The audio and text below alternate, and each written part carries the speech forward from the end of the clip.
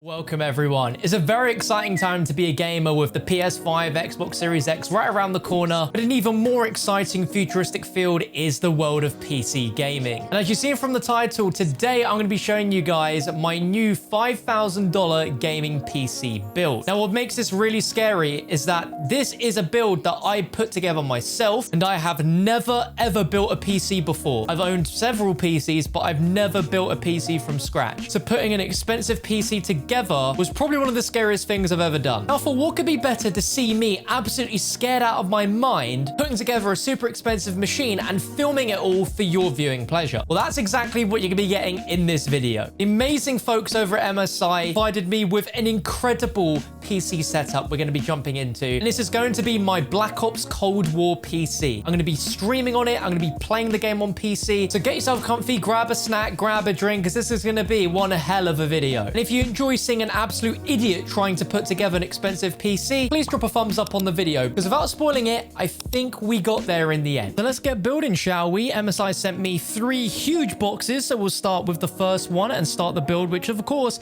is the motherboard. And this is the MSI Meg B550 Unify. Now I'm sure you guys are very aware of the PS5 and the Xbox Series X having blistering fast NVMe SSDs. Well, this motherboard supports 4 of them at the same time. And with PCIe Gen 4 support, that means you can get 64 gigabytes a second read and write speeds, meaning Windows or your favorite PC games can be booted up and load quicker than anything else has ever been able to before on PC. Literal top of the line next generation PC hardware right here. I'm amazed and deeply scared that I don't mess anything up here. So we'll start off by getting it out of the box and getting it on this plastic sheet that it came with. I have watched a lot of PC builds before, and I know that you want to make sure that this is on a even surface, so I even go ahead and put it on top of the box that it came in, because there is a fair few things you need to think about when you're building a PC, such as static. You don't want to accidentally electrocute any part of these components. Now, to go with the motherboard, of course you need the processor, and for this we have an absolute monster. It's the AMD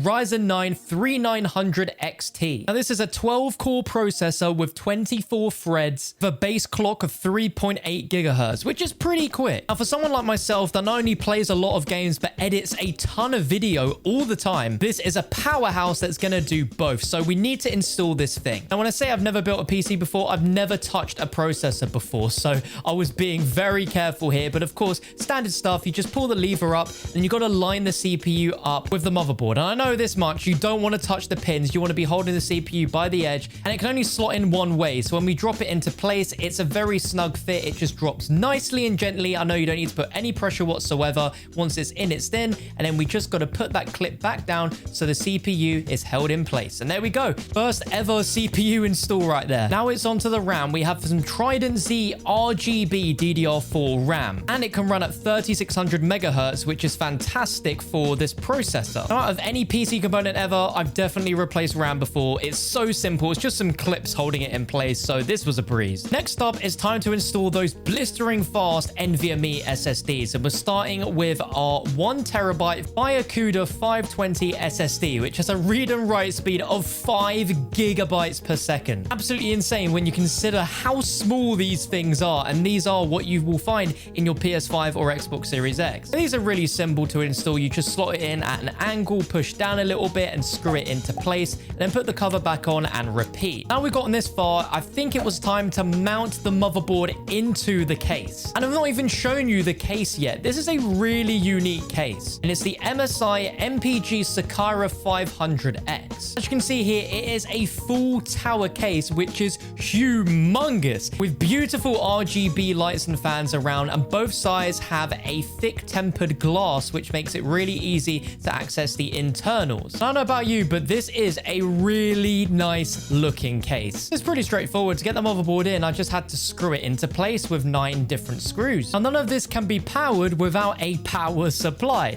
and MSI hooked me up with the MPG A850GF, which is a 850 watt PSU. It's 80 plus gold certified. It's fully modular. It's gonna do a great job powering everything, especially the RTX 3080. It's hard to see as I don't show you the back, but there was not a lot of space for me to work with. I had to put the power supply in, and then I needed to start figuring out what cables I want to attach into it sooner rather than later, so it makes the cable management a little bit easier. Bear in mind, I've never even looked at the other side of a power supply, but it's all very easily labeled on what part powers what. It's just a case of putting those cables in and putting them in the right places. So, you know, powering the motherboard, powering the graphics card, the CPU, all that good stuff. Now we got onto the bit that I was really scared about, and that was installing the liquid cooler. MSI provided me with an AIO cooler, which is the MSI Mag Core Liquid 360R, 360mm radiator fan with cool RGB lights throughout, because of course we're keeping the RGB theme. This bit always seemed really daunting to me, making sure you don't mess this up, because if you can't keep the CPU cool and you don't install this properly,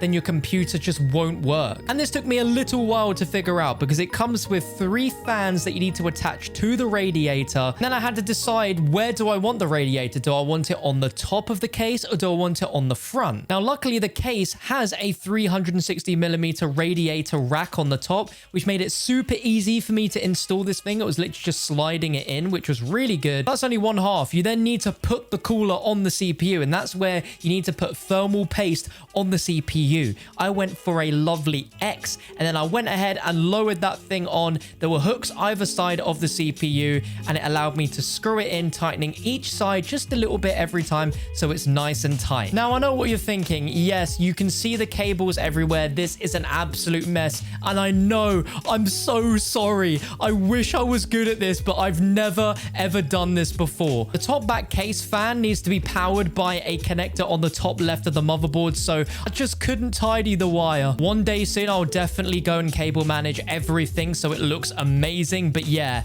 I'm sorry for the mess. It also didn't help that I didn't know where all the connections on the motherboard were for certain parts. Otherwise, I could have pre-planned the cable management a lot better. But hey ho, we move, we move. After that, it was a case of just feeding the necessary cables that I needed. So it was, you know, 3 sets of PCIe for that chunky RTX 3080 graphics card that was coming in hot, as well as plugging in all the other bits, such as all the fans being plugged into the right places, as well as the HD audio, also the power button on the actual case itself, because that's important. If I don't press that and it doesn't turn on, well, we're not going to have a computer. But after all that, we're nearly at the end now. It's time to put in the beast from the east, the RTX 3080. I still can't believe I have it. If you're wondering what my PC specs were before, I had a GTX 1080 Ti, which is obviously still a really good graphics card, but in comparison to this, it's night and day. Now, the 3080 we're putting in this is the Gaming X Trio version from MSI, which boosts a Tri-Frozer 2 thermal design, which combines TorqueFan 4.0, precision-engineered core pipes, and airflow control for maximized cooling efficiency. And in true MSI style, it comes with a load of RGB, which you can control with the Dragon Center software in real time. Now, at this point, I was absolutely bricking it. Had I done it right? Is this thing gonna boot first time? Drum roll, please. It worked. It booted into the BIOS, and we got Windows installed super duper quick on those SSDs, and I couldn't believe it. It actually worked. Everything was working exactly how it should be. The only problem is I couldn't for the life of me work out how to connect all of the RGB cables for the radiator and the case fan. So unfortunately, I can't show off that cool RGB, but you can see what it all looks like in its glory anyway here. But one day soon, I will go ahead and sort that out. Now, this could not be complete without a fancy new monitor to go with it. So this is a 32-inch 1440p 165Hz monitor, which is the MSI Optics Mag 322 CQR. Now, I've been playing on 4K 60Hz monitors for the last 3 years on my poor 1080 Ti, barely doing 1440p. But with this, I'm playing Warzone at 150 FPS at 165Hz, and my jaw has dropped at just how incredibly smooth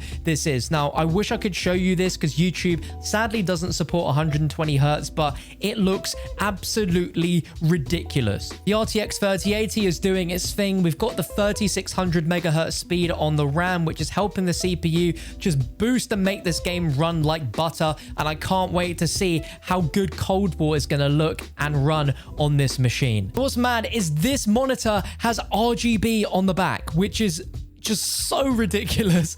And what's also ridiculous is they gave me as well a MSI Vigor GK50 Elite keyboard. This thing just screams RGB. It's just swirling colors constantly, and when you type on the keyboard, the colors pulse like as if you're touching water, and it's rippling colors throughout the keyboard. It is absolutely ridiculous, but the mechanical keys feel so great on this keyboard that I am fully switching over to using this as my full-time keyboard. It's just so good. But overall, I am so impressed with myself for being able to put this thing together, and it actually worked first time. It really just proves that anyone can do anything if they put their mind to it. And the experience I've had so far playing this is so smooth. I can't wait to jump into Cold War Zombies on this. It's going to be insane. Thank you so much again to MSI for sending me all the parts to make this video possible and to gift me this incredible PC. And this video that you're watching right now was edited on that PC. And in terms of Cold War videos, I'm gonna be able to bring you so many more videos so much quicker and more efficiently thanks to this computer. I'm so happy with it. Let me know what your thoughts and opinions are on this down below in the comment section. I know that the Ryzen 5000 series CPUs launched literally this week. So whilst my CPU is now a generation older than it was a few weeks ago, it's so much better than my i7-7820X that I've been rocking for the last 2 years. Thank you so much for watching this video. If you're proud of me, go ahead and leave a like rating. I'd appreciate that. And you can watch my previous video on your screen right now, which is Black Ops Zombies on PS5. I'll see you there in just a few seconds.